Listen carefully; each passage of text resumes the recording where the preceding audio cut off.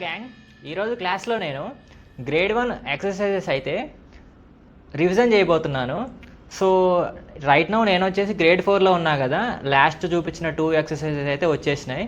Grade 1 exercise నేను daily revision అయితే చేస్తాను. సో మీకు కూడా ఒకసారి చేసి చూపిస్తాను, వినండి. ఫస్ట్ మనం 8th నోట్లో ప్లే చేద్దాం, తర్వాత 16th నోట్లో ప్లే చేద్దాం. Let's go.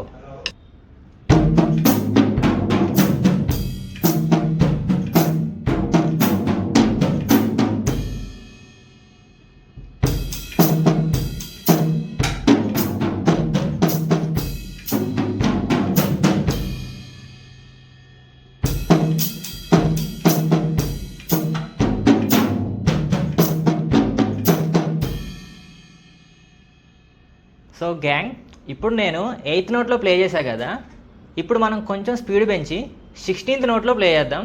Let's go.